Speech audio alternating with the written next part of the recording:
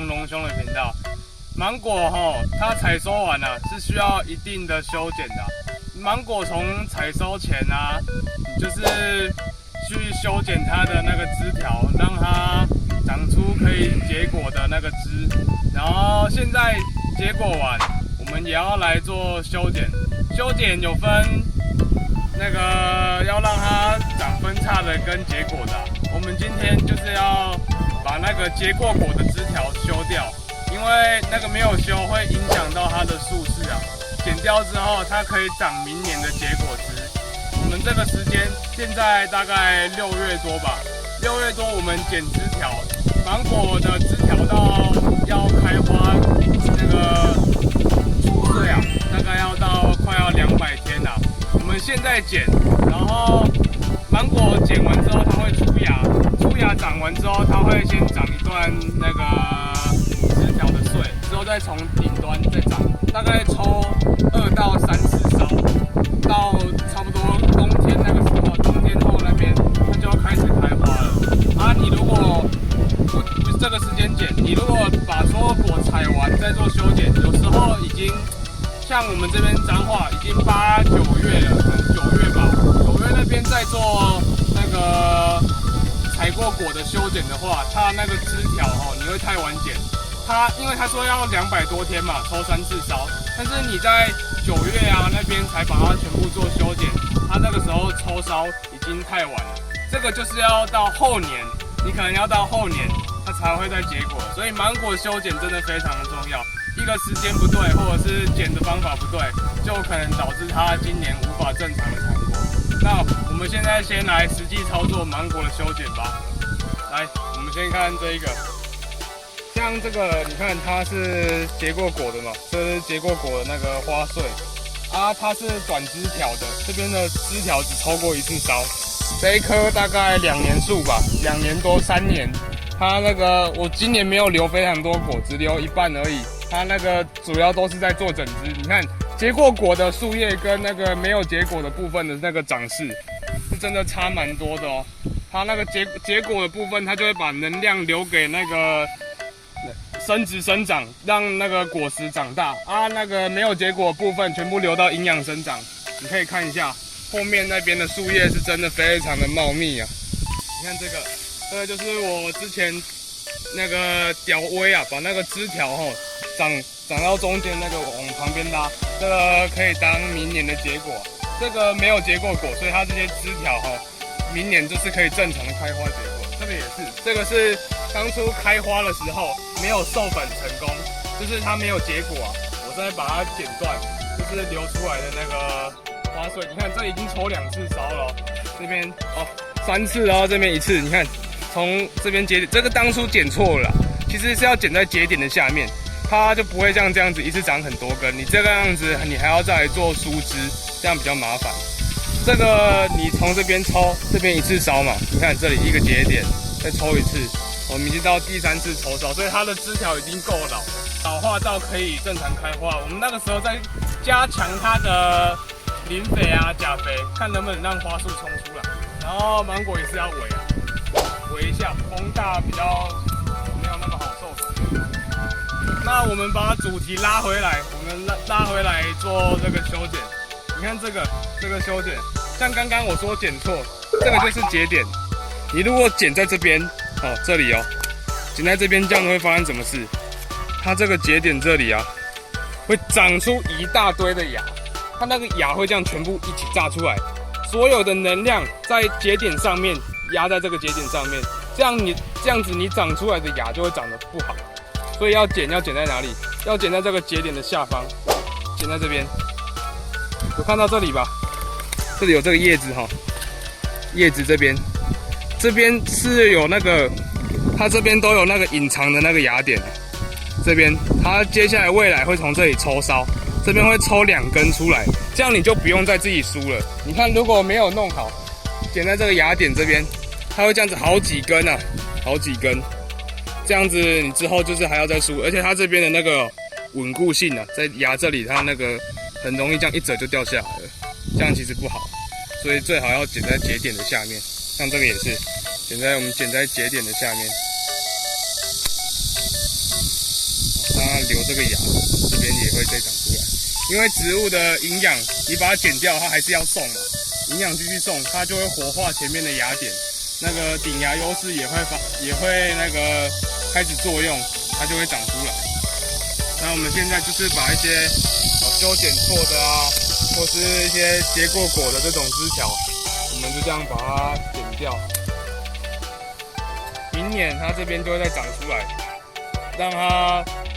当结果枝啊。像这个向下长的，我们就直接不要了，就不要了。对，就留这个这样子。然后那边就是之前结过果的。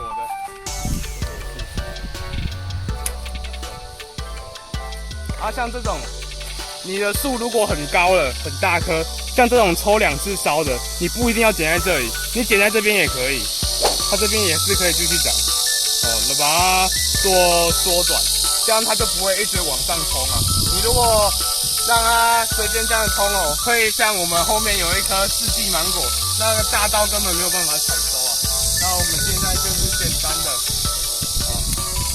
因为这都是短刀啊。就来做这种缩短的修剪，剪掉顶端这边就好。它这个芽留着，我们明年继续长。好，我们来看一下成熟的芒果，像这一颗是刚刚那个袋子拆开，然后稍微摇一下，它就掉下来了。你可以摸得出来，它其实是有一点 Q， 就是它的果皮已经有点软了，这个是已经非常成熟了。然后这边有一点点的炭疽，这个在表皮而已，这个剥掉。它里面其实没有什么影响啊，像这颗就是已经有熟了啊。这一颗你看它，我不知道大家这样看不看得出来，这一颗其实有一点油面了，就是芒果的表皮已经有一点油面啊。像这一颗还没有，这颗只是红了而已，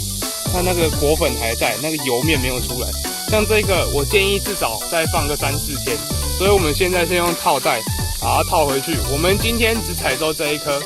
因为我们没有做贩卖的那种压力啊，我们不需要提前采收那个量，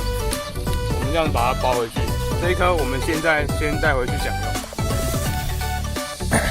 好，那我们经过1天之后啊，这一颗是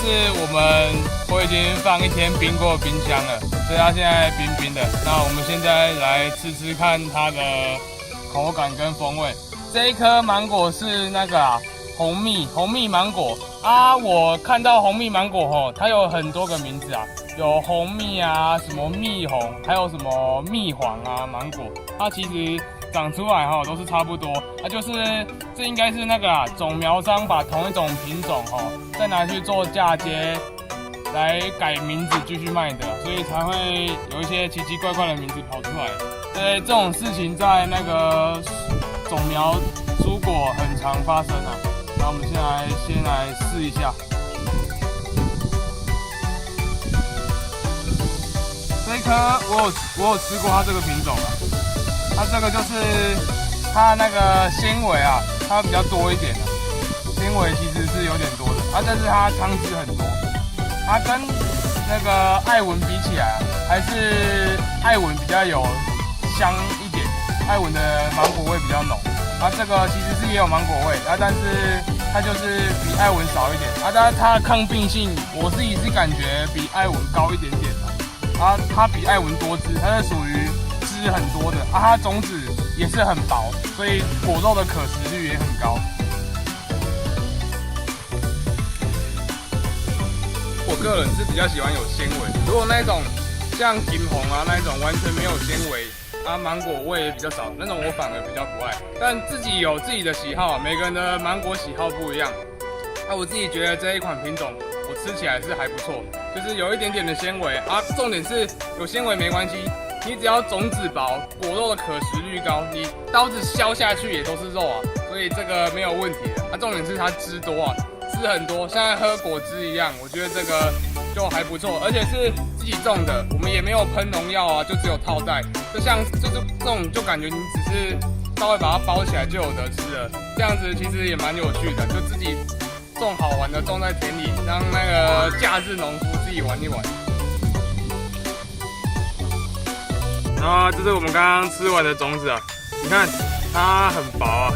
像果实这么大一颗，那加上肉这么大一颗，它的可食率也是蛮高的。那我们现在要把它点开来看看它里面的那个种子啊，把它果核底部点开，这个是种皮啊，种皮点开，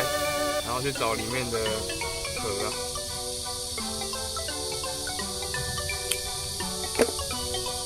好，我们就也来种一点点10生苗，这个之后在嫁接的时候可以用到，像这样子。这个就是它的种子，然后之后根会从这边长出来，我们就把它，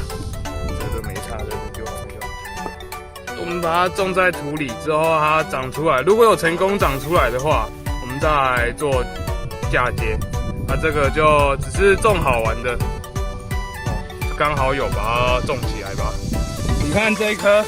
就是不知道我哪个时候啊，这个什么时候种的我已经忘记了。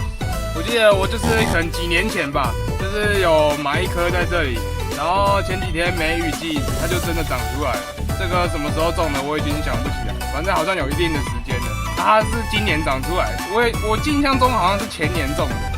这一颗今年长出来，下过雨，因为那个时候没有播种子，就直接整颗种子埋进去。这一颗我之后那个会把它挖出来啊，趁它现在还小颗，把它挖出来，挖进盆子里面，我们再做嫁接。那个快速讲解一下，我们剪芽要剪在芽点的下面，这样它从底部叶子的这个侧芽长出来的枝条会比较稳固啊，也不会像那个剪在芽点上那样炸出一大堆。这是芒果修剪的技巧啊，那个点破都不值钱啊，真的要去研究看看才知道。这是有很多种可以玩玩看的方法，像我今天又做了酪梨的芽接，我们下次再来看看酪梨的嫁接方式，我们来嫁接一些国外的品种的酪梨来试试看。那我们这集就先到这里，这个真的好吃啊，推荐大家自己在家里也种个1-2颗来玩玩看。那我们就下次再见。